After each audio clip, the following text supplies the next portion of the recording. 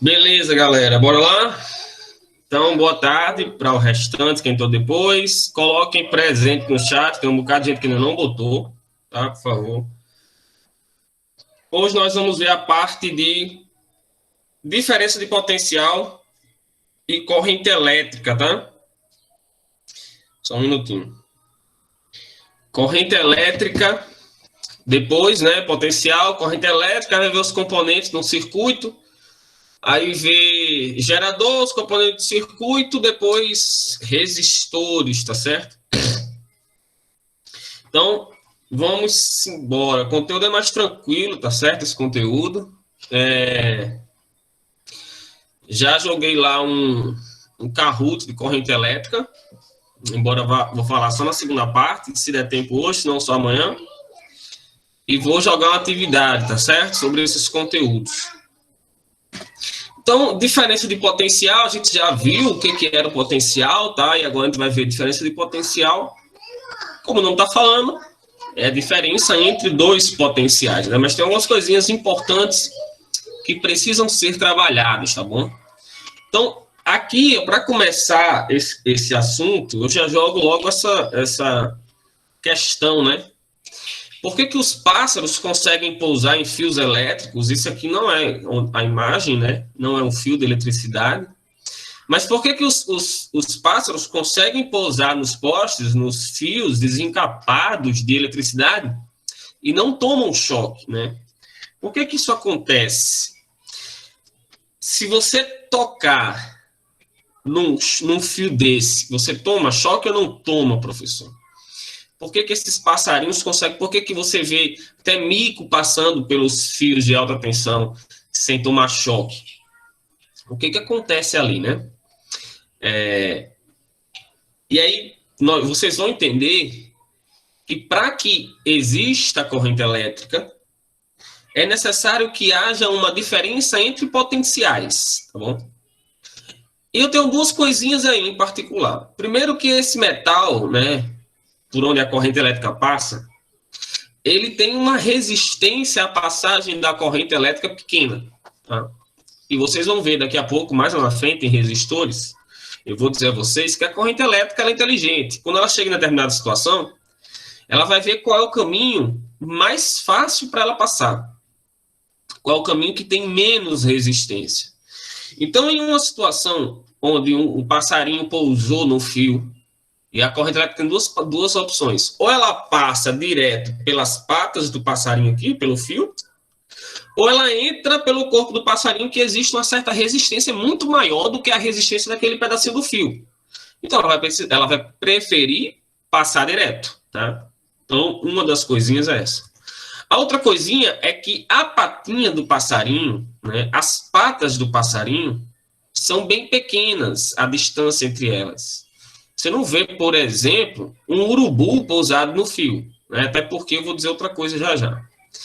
A distância entre essas patinhas aqui, ó, essa distância é tão pequenininha que praticamente não existe diferença de potencial, né? Não existe uma DDP entre essas patinhas, é como se elas estivessem no mesmo potencial.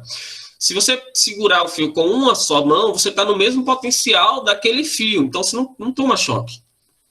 Mas você precisa tocar em alguma coisa, você não vai conseguir ficar pendurado ali. Na hora que você tocar em alguma coisa, aí você vai criar uma diferença de potencial. E por isso o urubu não consegue pousar nos fios. Primeiro que ele é muito pesado, né? Chega. Ele pousa no poste mesmo. Eu já vi alguns pousados no poste. Então tem aqui vários fios, ó. Se um passarinho grande tocou nesse fio e encostou no fio de cima, aí são dois potenciais diferentes. Cada fio tem um potencial diferente. Aí vai ligar esses potenciais e vai passar uma corrente elétrica, tá? Mas se for só um passarinho pousado nesse fio aí, não tem passagem de corrente elétrica, porque não existe DDP. Então tem essa imagem aqui, né, que eu postei lá no Física em Mãos. Inclusive, vão lá seguir, eu só preciso de 17 pessoas para chegar em 10K. Então, vão lá, segue a página, que eu vou chegar nos 10K. Então, o que acontece aqui, ó? Essa cobra vai pegar o passarinho, feliz da vida, a cara dela safada querendo pegar esse passarinho, né? E aí, na hora que ela muda, o passarinho muda para baixo, vai para o fio de baixo e ela vai mudar também. Na hora que ela desce, que ela encosta no fio de baixo, aí, meu amigo, eu tenho um potencial diferente do outro. E aí, devido a essa diferença de potenciais aqui, vai passar a corrente elétrica no corpo da cobra e aí ela vai morrer. Ok? Então, aqui eu tenho DDP, também pode ser chamado de tensão. Antes, nós chamávamos isso aqui de voltagem, tá? E vocês ainda devem ouvir muito, tá? A voltagem da tomada da sua casa é de 220 volts. Hoje nós utilizamos a expressão tensão ou diferença de potencial. Então, a tensão da minha casa é 220 volts. Mas se vocês virem ou ouvirem essas três coisas aqui, elas são a mesma, tá? Você está falando da mesma pessoa. Então, é a diferença entre esses potenciais quando você tem... Por que você toma um choque quando você põe alguma coisa na tomada da sua casa? Então, você tem aqui a tomada, aí alguém ligou aqui, ou quando você vai pegar vai enfiar alguma coisa, alguma tomada, e aí você toca no ferrinho, né? E pode ver que agora os ferrinhos, eles são só a pontinha, né? Da metade para trás tem um revestimento já para evitar isso, porque é comum a pessoa descer o dedo e acabar tocando nos ferros. E aí, quando você toca no pininho lá, você vai tomar um choque. Por quê? A tensão aqui, ó, é 220 volts.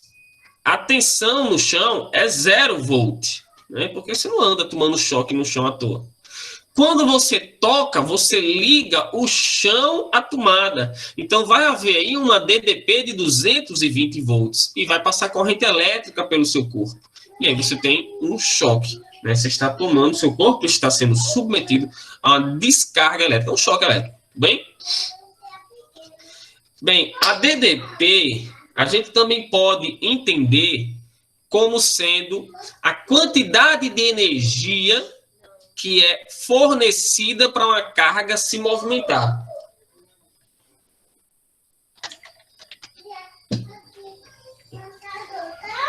Então, aqui eu tenho uma bateria, e aí eu tenho aqui, ó, as cargas se movimentando. Aqui eu vou falar um pouquinho sobre o movimento das cargas, quando eu falar em corrente elétrica, e aí vocês vão entender o sentido da corrente elétrica, tá? Se eu tirar um desses fios aqui da bateria, não vai haver passagem de corrente. E aí tem uma coisa importante. Quando eu tenho... Deixa eu tentar desenhar aqui. Quando eu tenho aqui uma pilha ligada aqui, ó. Aqui eu tenho um potencial de 12, uma bateria, 12 volts, tá? Aqui tem 12 volts, aqui tem 0 volts. Quando eu ligo, eu crio uma diferença de potencial de 12 volts, tá? Se eu tiro esse fio aqui, se eu corto esse fio, tá? Se eu tirei esse pedaço aqui, ó, eliminei, só vem até aqui o fio, ó, só até aqui. E aí tem uma curiosidade, tá? Importante. Muita gente acha que a corrente elétrica, ela tá bem aqui, ó, que os elétrons estão bem aqui, a corrente elétrica tá bem aqui assim, ó, querendo pular ali. Eu tenho corrente elétrica nesse restante do fio. Não tem corrente elétrica, tá? Corrente elétrica nem vai. Por quê? Porque o potencial aqui na saída é 12. E nada está atrapalhando nesse fio, ou seja, em todo esse fio aqui, ó, o potencial também é 12 volts. Se o potencial é 12 em todo canto, então não tem passagem de corrente elétrica nesse fio, tá bom?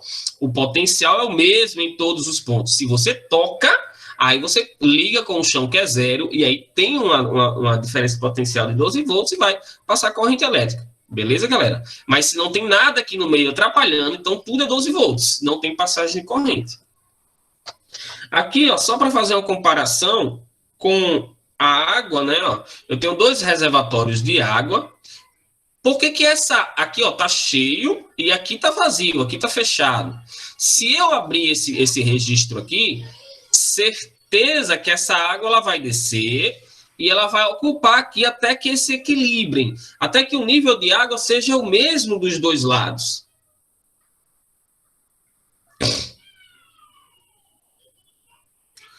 As faíscas que soltam ao ligar algo em algumas tomadas têm relação com DDP. Na verdade, tem relação com um bocado de coisa, tá? Eu posso ter... Até o circuito mesmo lá dentro pode estar com algum problema. Eu posso ter faísca na hora que houve o contato, né? E aí houve uma liberação de cargas, tá bom? Mas isso também é diferença de potencial. Então, na hora em que eu abro essa torneira, a água vai descer. Por que a água vai descer? Porque aqui existe um certo potencial, tá? Vamos dizer aqui, ó. Aqui existe uma energia potencial gravitacional grande, porque eu tenho muita altura.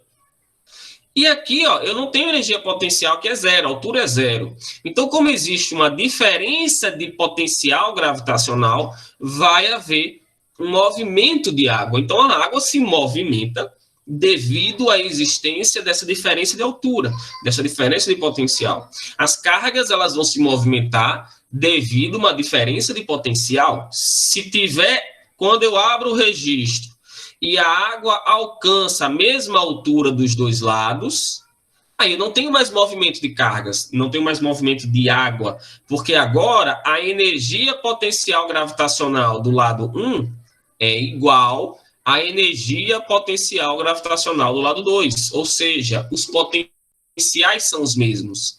Se eu tiver uma situação onde vai haver passagem de carga até que o potencial fique igual, aí para de passar cargas, tá? Que acontece quando você tem um capacitor. O capacitor ele vai carregando, até que os potenciais das placas se igualem. E aí, quando eles se igualam, para de passar carga. Tudo bem?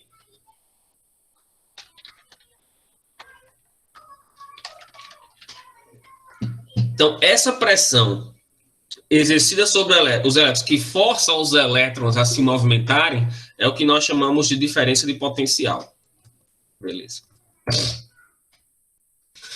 Bem, então, aqui uma definição, né? Eu vou dar várias definições para deixar isso mais claro para vocês, tá bom? É a pressão exercida sobre os elétrons, e aí tem um detalhe, ó, os elétrons livres, que eu falei para vocês que são aqueles elétrons que estão de bobeira no material, lá no metal, tá certo? Que estão fracamente ligados ao núcleo, e aí que força esses elétrons a entrarem em movimento. E aí, quando esses elétrons se movimentam, nós dizemos que é um movimento ordenado dos elétrons, porque eles estão bagunçados ali dentro, e aí quando eu ligo uma diferença de potencial, esses elétrons se ordenam e aí eu formo corrente elétrica. O símbolo da tensão é o U, tá bom? E a unidade é o volts. Antes era chamado de voltagem, e aí era dado pela letra V, tá? Então hoje eu tenho assim, a diferença de potencial entre os pontos A e B é a diferença entre os potenciais. Aí o potencial, para diferenciar, tá? A tensão do potencial, o potencial é expresso com a letra V, maiúscula, e a diferença de potencial é com U maiúsculo, tá? Então, vou botar aqui, ó, a diferença entre os potenciais de A e de B, tá certo? Então, DDP é dado em volts. Sim, quando eu ligar aqui, ó, essa tomada, aí vai haver uma passagem, um movimento desses elétrons aqui, né? Eles vão começar a se movimentar, e aí eu tenho uma corrente elétrica formada, tá bom? Eu vou falar sobre esse sentido aqui, ó. O sentido que eu estou escrevendo aqui, ó, e o sentido que está escrito aqui. Vou falar isso depois. Então, outra forma de você falar sobre a corrente elétrica, sobre a formação da corrente elétrica, é que quando eu ligo esses polos da bateria, vocês sabem que as cargas positivas são atraídas pelo lado negativo, as cargas negativas são atraídas pelo lado positivo. Então, se eu tiver aqui duas placas, ó, na hora que eu estabeleço esse campo elétrico aqui, né, se tiverem elétrons aqui de bobeira, ó, de bobeirinha aqui, nesse metal, estou dando só um exemplo. Na hora que eu estabeleço esse campo elétrico, as cargas negativas são atraídas pela placa positiva. E aí elas entram em movimento, então tem a formação de corrente elétrica. Tá bom? Então só tentando deixar isso cada vez mais claro para vocês.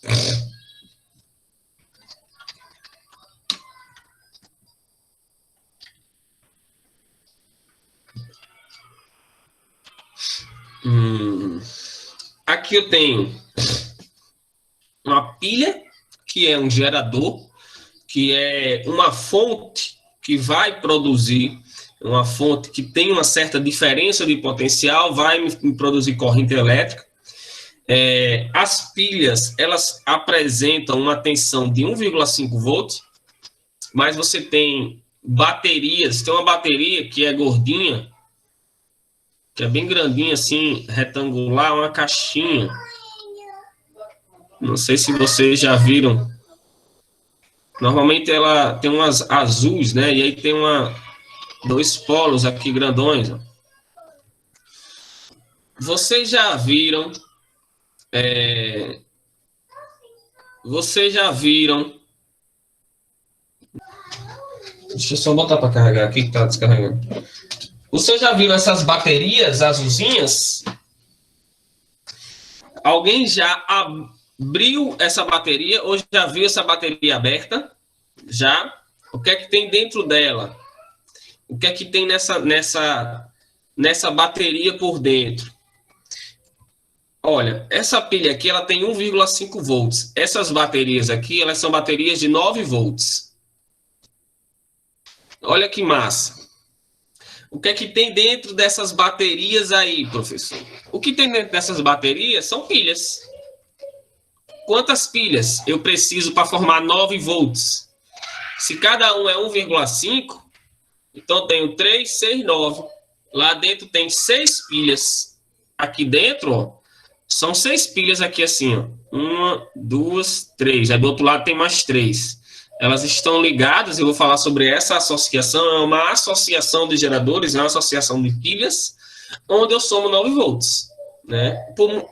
Acho que por boa parte da minha vida eu não sabia o que era aquilo ali, né? Eu vim descobrir depois de muito, muito tempo. Né? Quando eu já estava dando aula, foi que eu descobri, que eu percebi que aquilo ali, na verdade, por curiosidade, eu disse, rapaz, isso aqui é 9 volts, é uma pilha.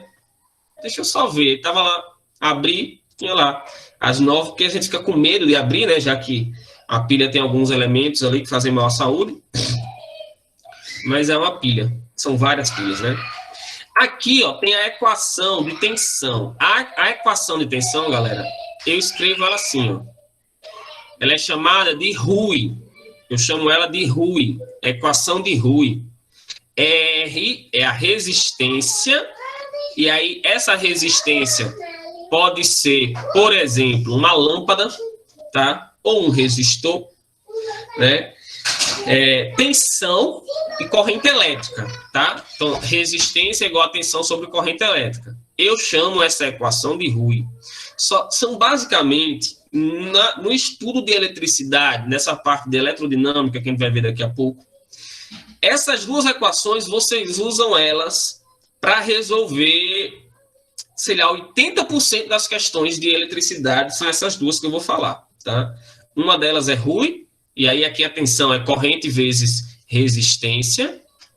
Corrente é dada em ampere, resistência é dada em ohms, né? E a tensão é dada em volts, tá certo? Aqui é a outra. Essa equação aqui, ó, diz tensão igual a potência sobre corrente, mas eu chamo ela de π. Equação do π e equação do Rui. Com esses dois carinhas aqui, vocês resolvem a vida de vocês em eletricidade. E eles se associam, né? Já que eu tenho coisas aí parecidas, como o I e o U, que aparecem nos dois, né? Na verdade. Então, eu vou associá-los mais na frente, né? Então, é a equação do π e a equação do Rui. Não tem como você errar, tá? E a potência, ela é dada em watts, tá? Não é watts, pelo amor de Deus, é watts, tá bom? Então, tem o volts e watts. Pedro, na verdade, eu não sei o que é que vocês veem em eletricidade instrumental. Não sei. Nunca vi a ementa dessa disciplina. Mas, sim, tem a ver, né? O conteúdo de eletricidade, Não sei bem o que é que vocês veem lá, mas devem ter conteúdos, certamente tem conteúdos relacionados. Vocês já pagaram, foi? Ou estão pagando? Não, ainda não, né? Tá bom. Galera, como eu estou nos slides... Ah, show de bola. Show de bola.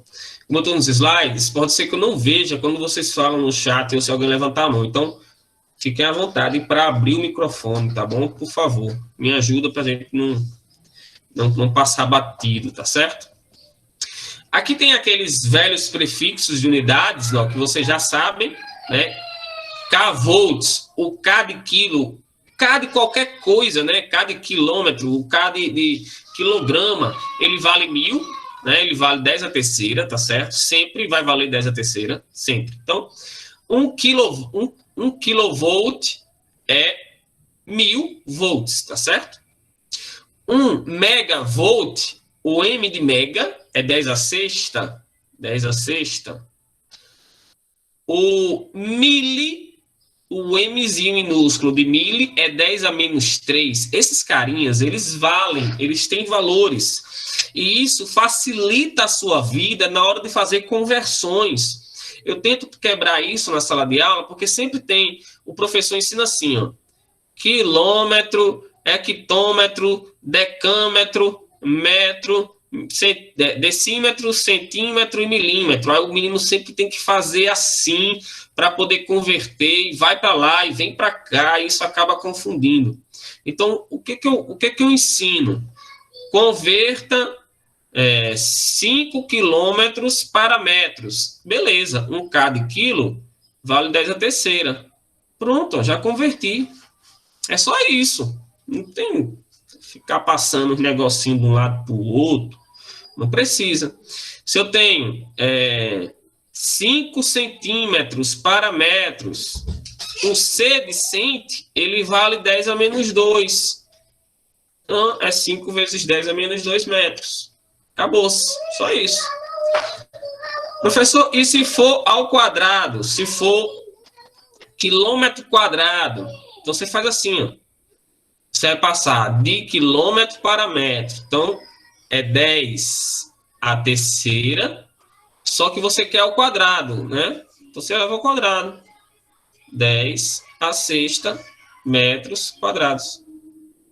Só isso. Simples, né? Essa conversão, isso é importante que vocês peguem, tá bom? Bem, aí aparece esse carinha aqui, ó, chamado voltímetro. Na verdade, nós não temos mais separado, é uma coisa só, chamado multímetro. O multímetro ele pode ser utilizado como voltímetro, como amperímetro. E aí o voltímetro é um aparelho que você utiliza para verificar a tensão, para verificar a diferença de potencial entre dois pontos do circuito. E para fazer essa medição, eu quero medir, por exemplo, deixa eu deixar aqui uma coisinha, que às vezes fica mais difícil de vocês entenderem isso daí, tá? Deixa eu clarear aqui a ideia. Tem aqui uma pilha e aqui tem uma lâmpada. Eu quero saber qual é a diferença de potencial dessa lâmpada aqui. Qual é a DDP que essa lâmpada está consumindo? Quanto de DDP essa lâmpada está consumindo? Então, eu quero saber, essa lâmpada ela está ligada, os terminais dela estão ligados a que potenciais? Qual é a diferença entre os potenciais dessa lâmpada? Então, eu vou ligar o meu voltímetro em qualquer ponto, antes e depois dessa lâmpada. E aí, eu expresso o meu voltímetro pelo V com esse círculo, tá? Pronto, liguei meu equipamento aqui. Ele vai dizer, esse equipamento, ele vai me dizer qual é o potencial aqui e vai me dizer qual é o potencial aqui, ó. Se essa pilha, ela tem 1,5 volts, então sai 1,5, 1,5, 1,5, 1,5, tem nada aqui para consumir ele, ó. Então, quanto é aqui? 1,5. Qual é o potencial aqui, ó, no finalzinho da lâmpada? 0. Então, 0, 0, 0, 0, 0, 0, 0, 0. Qual é a diferença de potencial que esta lâmpada está submetida? O que esse voltímetro vai indicar? Ele vai indicar que ela está submetida a uma tensão de 1,5 volts. Então, nós dizemos que ele tem que ser ligado em paralelo com o que você quer analisar, e para isso, ele tem que ter, nós dizemos que o voltímetro ele tem uma resistência infinita. Ele tem uma resistência muito, muito grande, de modo que ele não permite que a corrente elétrica que vem aqui, ó, lá vem a corrente elétrica. Na hora que ela chegar aqui, ela tem uma resistência muito, muito, muito grande se ela for por cima, ou uma resistência muito pequena se ela for por baixo. Então, ela prefere ir aqui direto, né? Ó. Então, ela não vai subir e enfrentar essa resistência tão grande, tá bom? Então, ele tem que ter uma resistência muito grande para não permitir que a corrente elétrica passe por dentro dele. Então, aqui, ó, eu tenho aqui a minha fonte. Sempre que você desenhar um circuito, a fonte ou o gerador, ele é expresso por esses pauzinhos aqui, tá certo? Um grandão e um pequenininho. Por que um grandão e um pequenininho, professor? Porque eu estou dizendo que o potencial desse lado é diferente do potencial desse lado. Eu tenho um potencial grande e um potencial pequeno, logo vocês conseguem associar e me dizer qual desses dois é o lado positivo, né? O lado positivo é o pauzinho grande, o lado negativo é o pauzinho pequeno. No capacitor, eu tenho o seguinte, no capacitor eu tenho duas barrinhas de mesmo tamanho. Porque o capacitor, quando ele está carregado, eu tenho o mesmo potencial dos dois lados da placa. Legal? Então, sempre que você falar de um gerador, de uma pilha, de uma bateria, de qualquer coisa, a gente vai expressar assim, ó. Gerador. Isso aqui, ó, é uma resistência, tá? Essa minhoquinha aqui, essa cobrinha aqui, é uma resistência. E aí, ó, esse circuito era só essa parte de fora. Então, eu liguei o meu voltímetro. Eu podia ligar aqui, eu podia ligar aqui, ó. Eu podia ligar aqui pertinho dessa resistência, tá? Para descobrir qual é o valor da tensão que esse resistor está consumindo, está submetido. Tudo bem? Esse é o voltímetro. Eu posso utilizar ele para verificar a tensão, eu posso utilizar ele para verificar a corrente. Aqui, ó, é para verificar a resistência do material, a resistência, né, do meu resistor, seja lá do que. Então, note que, por isso que ele é chamado de multímetro, ele tem várias funções. Quando eu quero utilizar para calcular o voltímetro, né, então eu vou usar ele nesse lado aqui, ó, tá bom? De tensão. Dúvidas? Caiu questão. Olha que interessante, né? Vocês viram a prova do Enem? Alguém viu a prova do Enem? Caiu a questão de eletricidade estática, de eletrização por atrito. Caiu a questão de gaiola de Faraday. Olha só, né, velho? Mal comecei a dar aula para vocês e eu já dei ali pelo menos umas 2 ou 3 questões. E caiu uma questão que falava para você utilizar o voltímetro, ou era um amperímetro, né? Como é que se utilizava isso? Então, eu trabalhei muito tempo, né, com cursinhos, então eu estou muito sintonizado com a prova do Enem. A minha forma de dar aula, eu sempre procurei dar aula da forma como o Enem cobra, e acaba saindo. Sai naturalmente, não estou mais focando minhas aulas para o Enem, meu foco agora é que vocês associem e entendam o conteúdo, só que e apliquem, saibam aplicar isso no dia a dia. Só que basicamente o Enem quer isso, né? Então, casa bem certinho. Então aqui, ó, considere um circuito elétrico constituído por uma pilha de 3 volts, tá aqui, ó, 3 volts, pauzinho grande, positivo, pequeno, negativo, um interruptor e 2 lâmpadas de resistências distintas ligadas em série com a pilha. Tá aqui o interruptor, que pode abrir e fechar, tá? Eu posso abrir e fechar ele. E aqui tem as lâmpadas. Lâmpada 1, lâmpada 2. Para medir a diferença de potencial, se você medir a diferença de potencial aqui, ó, se eu estou dizendo que esse cara tem 3 volts, se eu botar aqui um voltímetro aqui, ó, desse lado aqui o voltímetro vai acusar 3. Desse lado o voltímetro vai acusar 0. Por que 0, professor? Porque aqui é 0. Aqui é 0, então aqui tem que ser 0 também, não tem nada.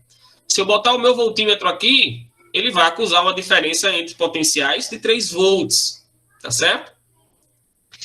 Então, sendo assim, aqui ele botou um interruptor no canto diferente que eu tinha colocado, né? Tudo bem, o interruptor está aqui. Sendo assim, essas duas lâmpadas, elas precisam consumir esses 3 volts. Deixa eu voltar para cá. Note que sai 3 volts. Olha como isso aqui é simples, tá? Essa forma de ensinar aqui, vocês vão entender, bem fácil. E tem que chegar a 0. Então, esses 3 volts, ele tem que ser consumido no meu circuito. Deixa eu apagar.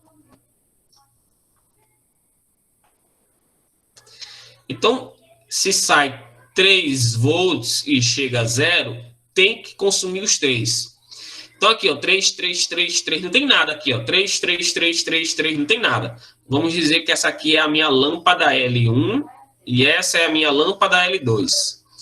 3, 3, 3, 3, 3, 3, 3, 3. Tá? Chegou 3 aqui, ó. Essas lâmpadas, eu não sei quanto elas estão consumindo. Eu posso calcular isso, tá, na questão. Pode ser que ela esteja consumindo 1,5, mas lá no outro slide eu já vi que elas estão consumindo, uma está consumindo 2 volts, ó, veio 3, 3, 3, 3, 3. Esse cara consumiu 2. Chegou quanto aqui, ó? Qual é o potencial nesse pontinho que eu estou riscando aqui, ó? Nesse pontinho que eu estou riscando, o potencial vale 1, porque tinha 3, consumiu 2, só sobrou 1. 1, 1, 1. Qual é o potencial aqui, ó? Do outro lado? 0. Porque essa lâmpada consumiu esse 1. 0, 0, 0. Isso aqui é um interruptor, então não interfere em nada. 0, 0, 0, 0, 0, 0, 0, 0. Certo? Então, esse potencial, ele vai ser consumido pelos meus aparelhos, tá bom? Ou pela minha lâmpada, ou pelos meus resistores, ou qualquer coisa que você tenha no seu circuito. Dúvidas? Estão entendendo? Minha câmera desligou? Foi mesmo. Varete.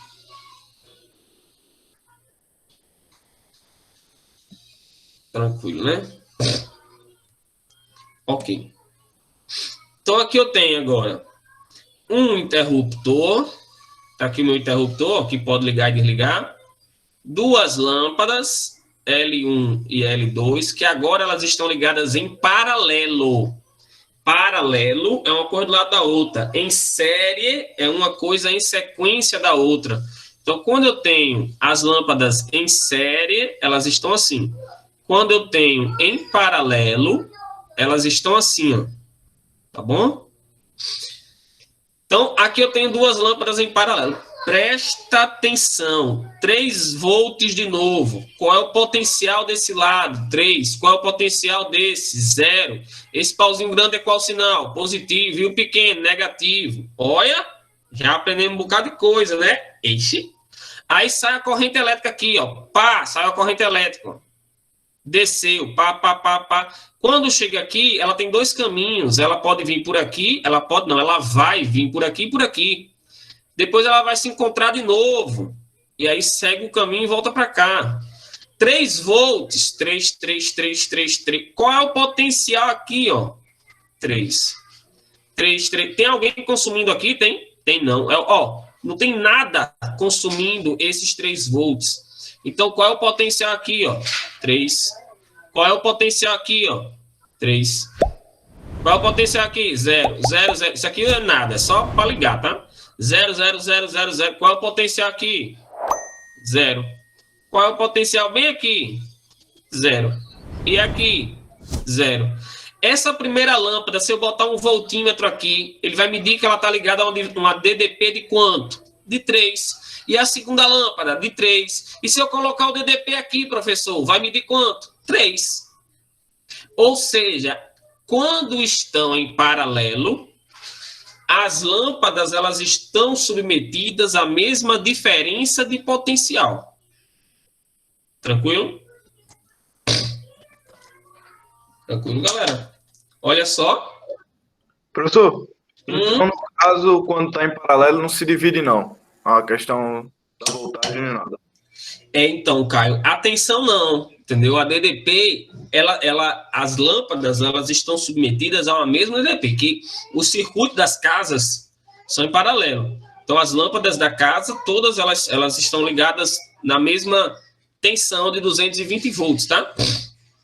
Porém, Caio, a corrente elétrica, ela vai se dividir. Eu não falei da corrente elétrica, mas eu vou falar lá na frente, tá bom? Daí, quando eu falar no circuito, aí eu vou falar sobre essa corrente elétrica. Por exemplo, digamos que vem aqui 2 amperes, se essas lâmpadas forem idênticas, e aí elas vão se dividir aqui, ela vai se dividir, vai vir 1 ampere por cima e 1 ampere por baixo. Aqui ele vai se juntar de novo e volta a ser 2 amperes. Tá bom? Mas atenção, a diferença de potencial é a mesma. Por que é a mesma? Porque elas estão ligadas, os terminais delas estão ligados ao mesmo potencial. Mesmo que eu tivesse 10 lâmpadas, o finalzinho e o início delas seriam o mesmo potencial. Tranquilo, né? Show. Então, ó, se eu botar o voltímetro aqui, ó, na minha fonte, vai aparecer 3. Se eu botar aqui na primeira lâmpada, vai aparecer 3. Se eu botar lá embaixo na última lâmpada, vai aparecer 3. Se eu botar aqui, ó, na junção das duas, 3 também. Tranquilo, galera? Notem que aqui eu tenho um circuito, um exemplozinho, ó, um circuito ligado em série, dois resistores, um de 10 ohms e um de 100 ohms. Muitos ohms, né, professor? Então, aqui eu tenho 10 ohms e 100 ohms, e estão ligados a uma tensão de 220 volts. Ele pergunta, qual a DDP do resistor de 10 ohms? Esse cara aqui, ó, ele está consumindo quanto de DDP, dessa tensão? Então, ó, aqui primeiro está errado porque os pauzinhos estão do mesmo tamanho, né? Vocês estão vendo que tem alguns errinhos aí. Então, tem um grandão e um pequenininho. Sai 220, chega a 0. 220, vamos dizer que o caminho é este. Então, a corrente deve vir para cá. Pá, esse cara tem que consumir uma quantidade. Esse cara tem que consumir outra quantidade. Porque aqui no final, tem que sair 0. E tem que voltar para lá, 0. Tudo bem? A corrente elétrica que percorre os dois resistores é a mesma, porque não tem outro caminho para ela percorrer. Então, a corrente que entra é a mesma que sai nos dois. Se for uma corrente de 2 amperes, vai entrar 2 amperes, vai sair 2 amperes. Tá bom? Aqui, eu vou adiantar uma coisinha de resistores, mas eu vou falar lá na frente depois, tá? E aí a gente volta a aprofundar nisso. Esse cara aqui, quando eu tenho 2 resistores em série, eu somo, é igual a esqueci o que eu ia dizer. É igual às pilhas, né? Como eu mostrei para vocês, se eu tenho uma pilha de 1,5 volts, se eu botar 6 pilhas em série, eu somo, e aí vira uma bateria de 9. Então, aqui eu vou somar, tá? Esses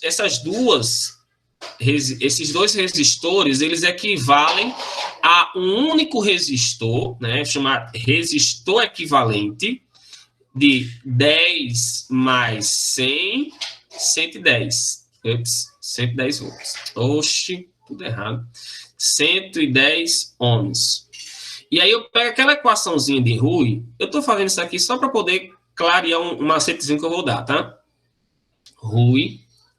E aí eu vou calcular quanto é a corrente elétrica, ó, 110, 220 e faço o meio pelos extremos aqui, ó, e vai ser 220 sobre 110, 2 amperes.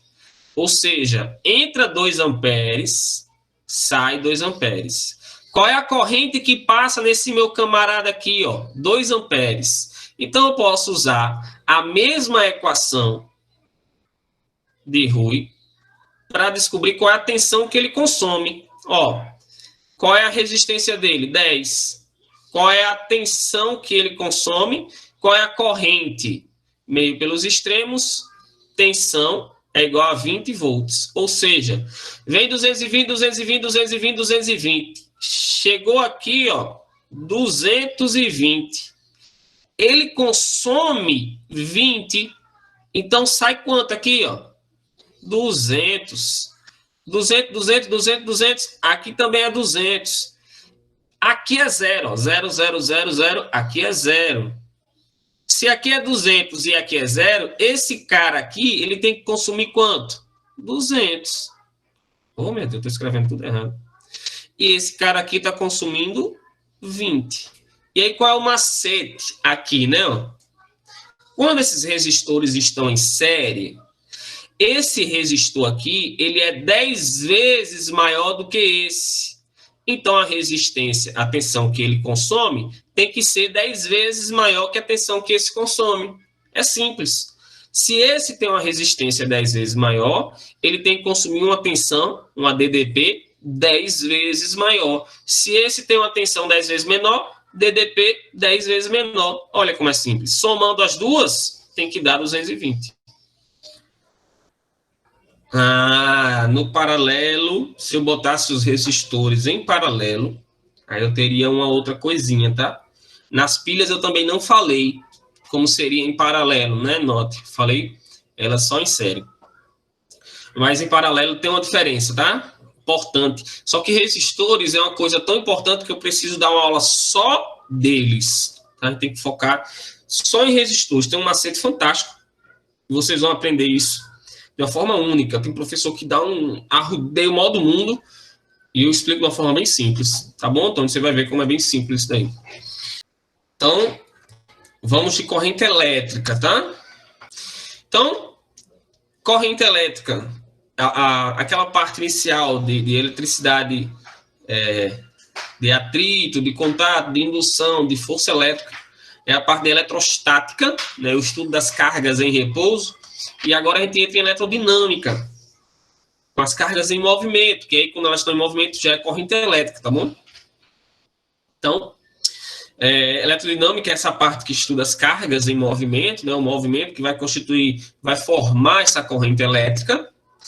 E aí, como eu tinha já dito nesses slides anteriores, a fonte, ela é expressa desta forma aqui, um pauzinho grande positivo, um pequeno que é o negativo, representando aí, então, que existe uma diferença entre potenciais, tá? Lembrem, na fonte, numa bateria, numa pilha, sempre tem que chegar a 0, tá bom? Sai 12, sai quanto for, e tem que chegar a 0. Sempre tem que retornar 0 para o outro lado. Corrente elétrica é o movimento desses elétrons livres, como eu já disse a vocês.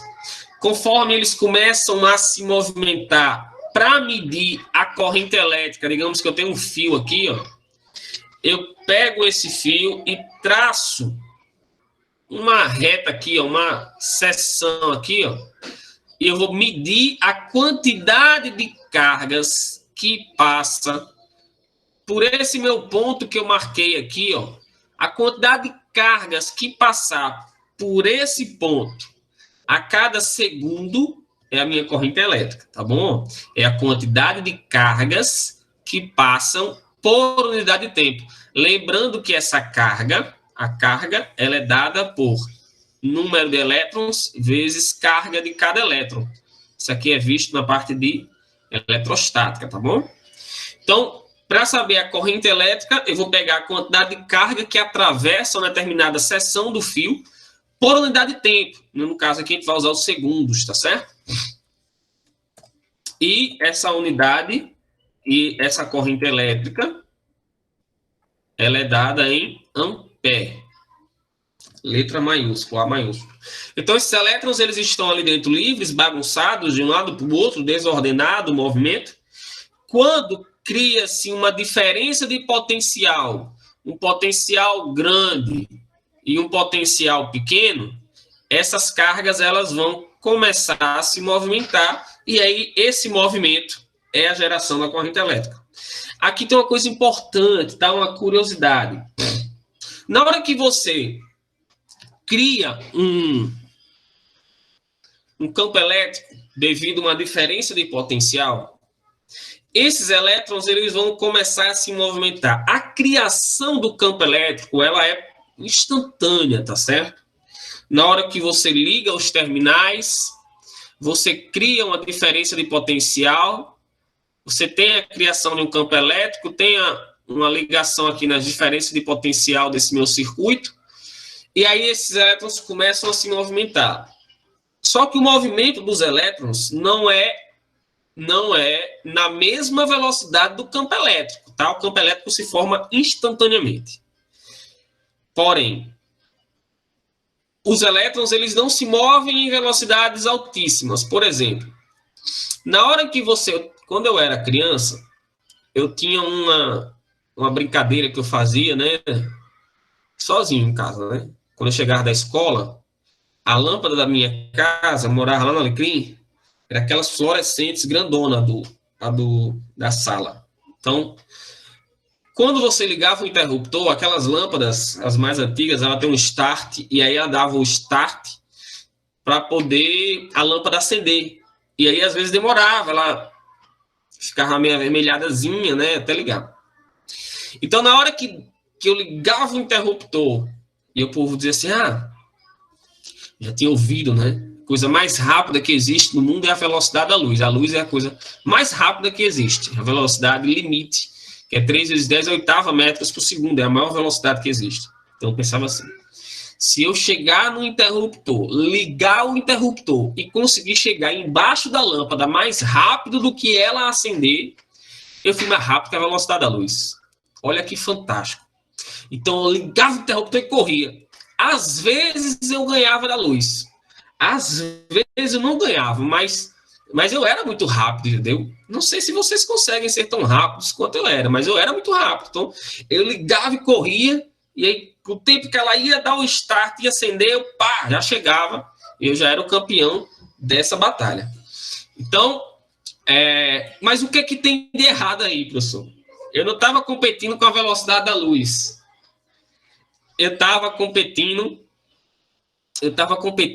com a geração do campo elétrico, né? A criação do campo elétrico. E aí não dava para ganhar. O que acontece na hora, né? Na hora que eu ligava a lâmpada, é criado um campo elétrico no mesmo instante. E os elétrons vão começar a se movimentar. Onde é que está o detalhe? Os elétrons, eles se movem numa velocidade da ordem de 10 elevado a menos 4 metros por segundo. Olha como... Para você ter noção, eu tenho aqui, 1 vezes 10 a menos 4 metros por segundo vai me dar aqui 0,1 milímetros por segundo. É a velocidade com que os elétrons se movem, 0,1 milímetro por segundo. É uma velocidade muito, muito, muito pequenininha. Professor, mas como é que esses elétrons conseguem chegar tão rápido lá na lâmpada? Ele não precisa. Na hora que eu ligo o interruptor, na hora que eu toco o interruptor, eu não preciso que esse elétron que está mesmo na beirinha aqui, chegue na lâmpada. Não preciso. Talvez ele nunca nem chegue na lâmpada. Só basta que esse primeiro elétron que está aqui, na hora que foi estabelecido o campo elétrico, a DDP, esse primeiro elétron se movimentou, eu já tenho a lâmpada acendendo. Então, não tinha como eu ganhar desse elétron nunca, né? Na teoria. Na prática, eu ganhava, lógico. Mas na teoria não tem como eu ganhar, porque a velocidade dele, ele não precisa chegar lá. É só o primeiro que está ali, já chegou, a lâmpada já acendeu. Então, a velocidade desses elétrons é bem pequenininha, tá bom, galera? Condutores, eu já falei para vocês o que são. São os metais, por exemplo, que possuem muitos elétrons livres, tá? Ou íons positivos e negativos, como eu vou ter nos gases e nos líquidos, que são bons condutores. Então, aqui eu tenho condutores metálicos, o grafite. Tem um vídeo que o cara faz um desenho com um lápis grafite no chão de um circuito, e aí ele liga aqui, tem uma lâmpada em algum ponto, e aí a corrente elétrica acende essa lâmpada. Então, o grafite, ele é um bom condutor de eletricidade, tá bom?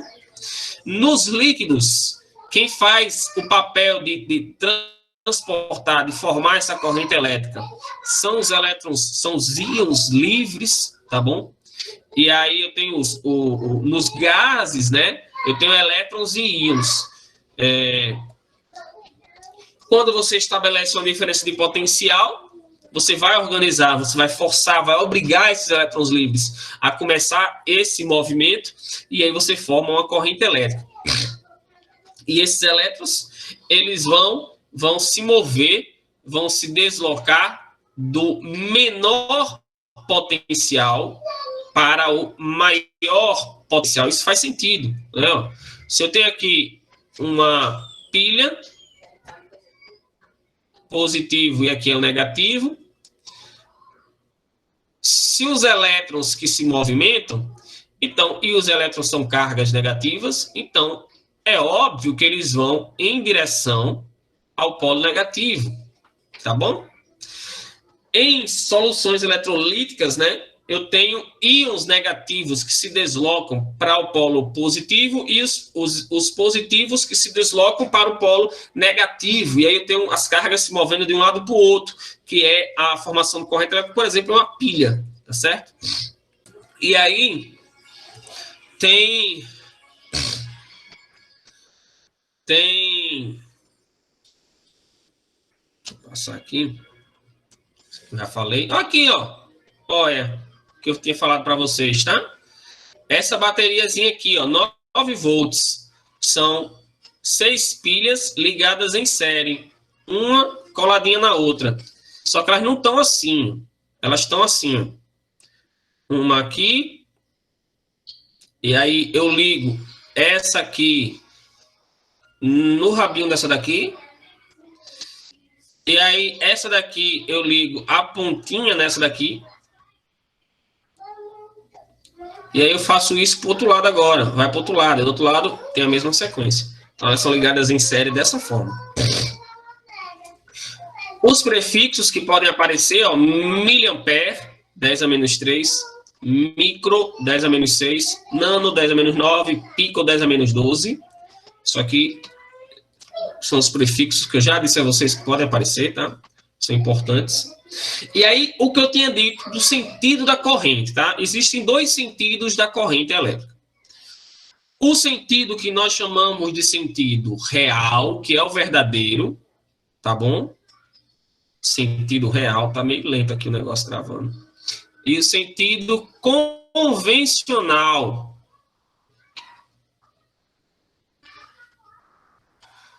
Então, existe o real e o convencional. Por quê, professor? No início, que começou o estudo de eletricidade e magnetismo, todo o estudo de eletricidade e magnetismo, de eletromagnetismo, foi feito em cima do movimento de cargas positivas, porque inicialmente achava-se que quem se movimentavam eram as cargas positivas. Então, todo o estudo foi feito em cima dessas cargas. E o estudo bate. O estudo funciona. Né? Temos as regrinhas da mão direita, da mão esquerda, não sei o quê. Tudo isso funcionava no movimento das cargas positivas. Só que depois verificou-se que, na verdade, quem se movimenta não são as cargas positivas, são as cargas negativas.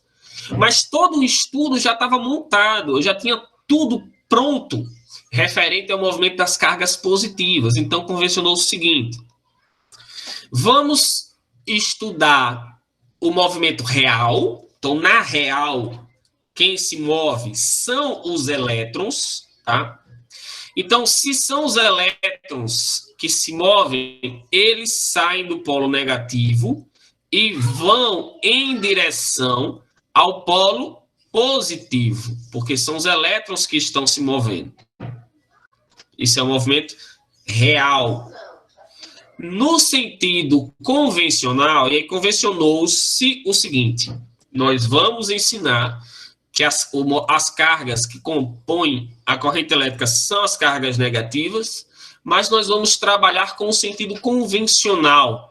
Então, nós vamos dizer que essa corrente elétrica, ela sai do positivo para o negativo, sabendo que quem se move são os elétrons, tá bom? Mas, como o estudo já estava todo montado, já estava tudo certo, convencionou-se, para poder não precisar ter tanto trabalho, que a corrente elétrica seria o movimento das cargas do polo positivo para o polo negativo. Tá certo, galera? Nas questões, professor, eu uso qual sentido? Sempre o convencional, sempre. Nas questões Enem de aba 4. É sempre o movimento das cargas do lado positivo para o polo negativo. Sempre, sempre, sempre, sempre, sempre. Mas você tem que saber que são elétrons que estão se movendo. A não ser que na questão diga, considere o sentido real da corrente. Mas eu, particularmente, não lembro de ter pego nenhuma questão que dissesse isso, tá bom? Então, você sempre vai considerar o movimento do polo positivo para o polo negativo. Alguma pergunta em relação a isso? Então, aqui eu tenho a continuidade da corrente elétrica, que é muito simples, ó. A corrente elétrica que entra no circuito tem que ser igual à corrente elétrica que sai dele, tá bom?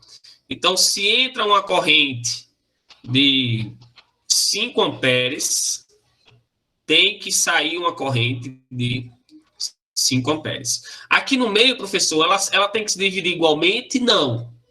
Ela só vai se dividir igualmente aqui se os resistores forem iguais.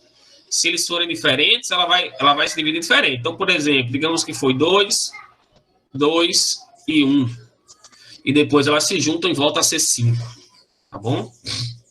E aí eu tenho um tipo de corrente elétrica contínua e alternada, que é aquele AC/DC, né?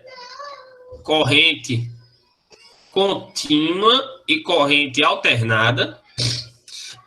Na Batalha das Correntes, vocês já assistiram a Batalha das Correntes, o filme que conta um pouco da batalha da história, né?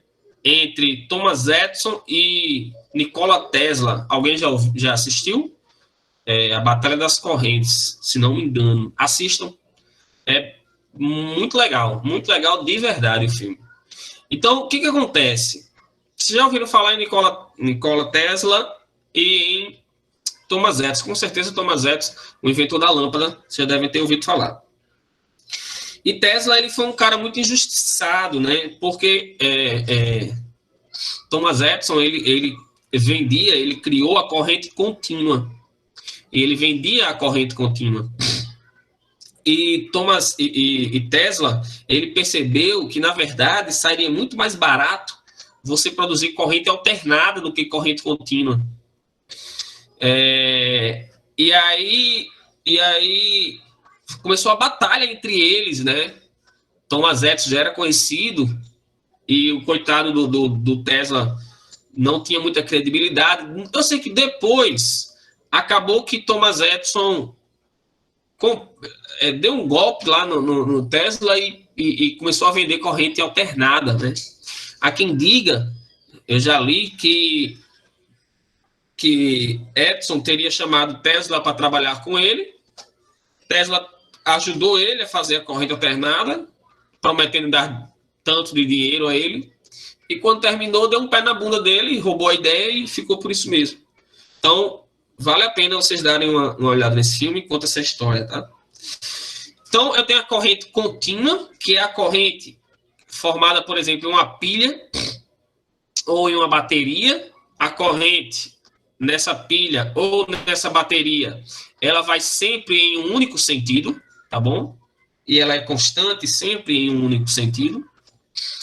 E eu tenho a corrente alternada, que é a corrente que é criada nos geradores, que eu tenho ali Eu tenho uma espira que fica girando dentro de um campo magnético, e conforme ela vai girando, vai sendo criada corrente elétrica. Então, se ela gira no sentido, corrente elétrica no sentido, quando ela volta, a corrente volta.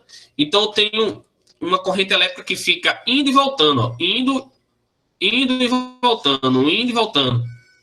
E aqui a frequência dela é de 60 Hz. Essa frequência é de 60 Hz. E se você conseguisse visualizar, se nós conseguirmos, o olho humano consegue acompanhar, se não me engano, até 20 Hz. No caso, é a frequência oscilando. Para lá e para cá, para lá e para cá, 60 vezes por segundo. Nós conseguimos acompanhar até 20 vezes, indo e voltando. Se você conseguisse acompanhar em 60 vezes, você veria uma lâmpada incandescente piscando 60 vezes por segundo, né? Isso aqui é 60 Hz, que é como é produzida a corrente elétrica aqui, tá bom? E aí essa corrente é chamada de corrente alternada, porque ela fica indo e voltando, indo e voltando. E a tensão aqui nas nossas casas é uma tensão de 220 volts e frequência de 60 Hz. Tensão 220 volts, frequência 60 Hz. Dúvidas? Pergunta até aí. Rapidinho, está estourando o tempo já.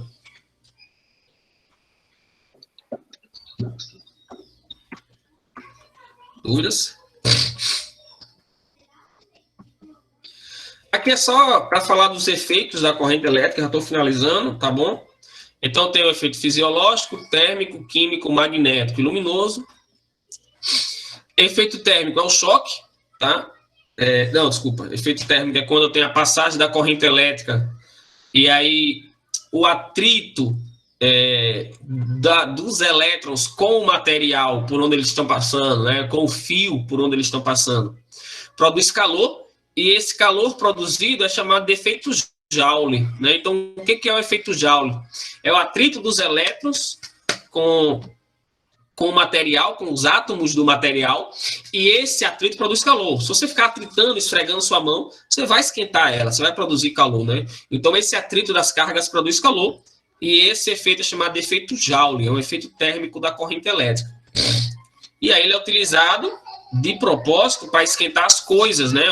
Por exemplo, o resistor do chuveiro elétrico, os ferros, os fusíveis, secador de cabelo, chapinha, tudo isso se utilizam, as lâmpadas incandescentes se utilizam do efeito Joule para produzir calor. O efeito químico, quando você, por exemplo, se você passar uma corrente elétrica em ácido sulfúrico, você tem produção, na verdade, liberação de oxigênio e hidrogênio, né? Tem outras formas de você utilizar o efeito químico. O efeito magnético, porque sempre que você tem uma corrente elétrica passando por um fio, ao redor desse fio é criado um campo magnético. Ao redor desse fio aqui vai ser gerado, vai ser criado um campo magnético. Efeito luminoso. Essas lâmpadas aqui, chamadas lâmpadas incandescentes, elas têm isso aqui é um resistor bem fininho de um metal chamado tungstênio. Na hora que a corrente elétrica passa por esse resistor, o atrito da corrente com o metal faz com que ele aqueça. E ele aquece tanto, tanto, tanto, que ele começa a emitir luz. Só que para essa lâmpada emitir tanta luz, é necessário que ela chegue, esse metal chegue a uma temperatura altíssima. A luz dessa lâmpada, ela é amarela. Então, para chegar nessa emitir esse brilho amarelo, esse metal tem que estar na temperatura maior que 1000 graus Celsius.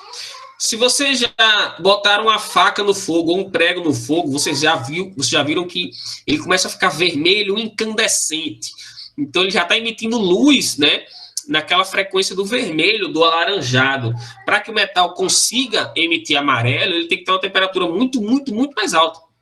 E aí, aqui dentro, tem um gás que não permite que esse metal incendeie. Se você tirar com cuidado esse vidro, sem quebrar, óbvio, a resistência, o resistor, né, que fala, na verdade. Se você tirar esse vidro, na hora que você ligar a lâmpada, esse metal aqui, ele incendeia, ele pega fogo.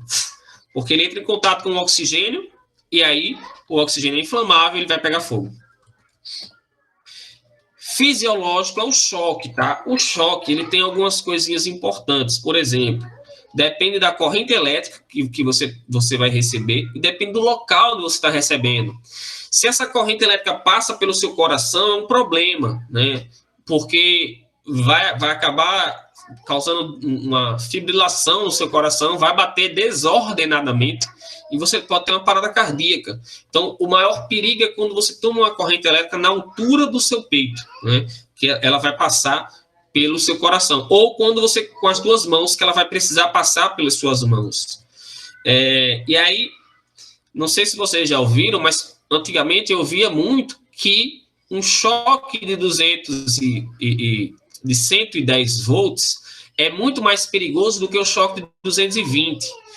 Na verdade, e aí eu pensava que a corrente elétrica aqui, né, era muito maior do que a corrente elétrica aqui.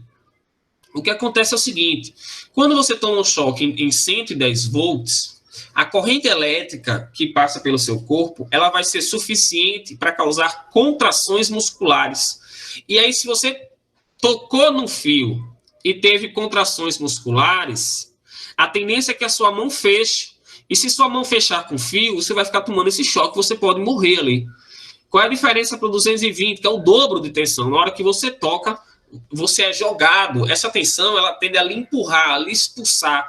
Então, quando você toma um choque, você faz isso daqui, não é que você é um cara super rápido, um Power Ranger, um Dragon Ball Z, um Goku da vida. É que, na verdade, essa tensão alta jogou a sua mão, lhe expulsou. E aí impede que você fique grudado ali. Por isso que o 110 é tão mais perigoso, tá certo? E aí pode causar efeitos, né? Uma corrente elétrica pequena, pequenos formigamentos, dores, espasmos musculares, contrações musculares, alterações do batimento, já que eu vou ter um músculo ali, eu vou ter contrações, né, nesse músculo, parada respiratória, cardíaca, queimaduras e até a morte, né? Então, o mais perigoso é quando ele passa pelo coração. E aqui está, ó, de 1 miliampere até 10 miliampere, vai causar formigamento. Já devem ter sentido aquele choquezinho besta que só deixa formigando o local. De 10 até 20, dor e um formigamento mais forte. De 20 a 100, convulsões e parada respiratória. De 100 a 200 miliampere, fibrilação cardíaca, começa a bater descompensado. E acima de 200, parada cardíaca e queimadura. Quando alguém tem uma parada cardíaca e o coração para, o cara pega o chamado desfibrilador, que é um aparelhinho que dá uma porrada de choque no corpo da pessoa. E aí encosta aqui no peito do cara, né? E aí a corrente que passa pelo coração da pessoa vai ser suficiente para causar uma fibrilação.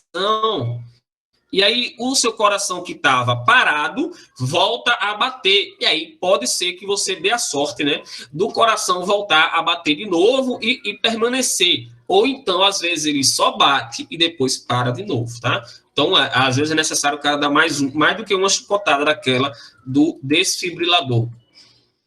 Aqui é a chance, ó. Quando alguém tem uma parada cardíaca, né, ou um choque e o coração parou, se você chega para fazer uma reanimação, massagem cardíaca e respiração em até 1 minuto, o tempo da vida dessa vítima voltar à vida é de 95%. Quanto mais você demora para fazer essa reanimação, menor é a chance de você trazer ele de volta. E aqui é só falando o que pode causar, né? A corrente elétrica pode queimar, pode interromper o funcionamento dos órgãos, parada respiratória, parada cardíaca, tá bom? Isso aí é mais uma curiosidade para vocês lerem. Aquela coisa que diz que quando o seu corpo está molhado é muito mais perigoso do que com o seu corpo seco. É verdade, porque a resistência do seu corpo ela diminui com o corpo molhado, tá bom? Diminui muito. E aí a corrente elétrica vai ser muito maior e o choque vai ser muito pior. E, por fim, o amperímetro. Eu falei do voltímetro, que ele tem que ser ligado em paralelo. se eu tenho aqui um circuito, se eu tenho aqui a minha pilha, eu vou ligar o voltímetro. Está aqui a minha lâmpada. Eu vou ligar o meu voltímetro aqui, ó, sem que a corrente elétrica passe por ele. Já o amperímetro, eu vou botar ele dentro do circuito, porque a ideia é medir a corrente que passa pelo circuito. Então, eu vou botar o amperímetro aqui para que a corrente entre nele. E aí eu quero saber quanto de corrente que vai entrar nele. E aí, para isso, nós dizemos que o voltímetro tem uma resistência infinita, e o amperímetro nós dizemos que tem uma resistência desprezível, para não interferir na passagem da corrente elétrica. Tá certo, galera? Teve uma questão no Enem sobre isso. Ok? Dúvidas, perguntas? O que eu tinha para falar com vocês era isso. Espero que vocês tenham gostado da aula.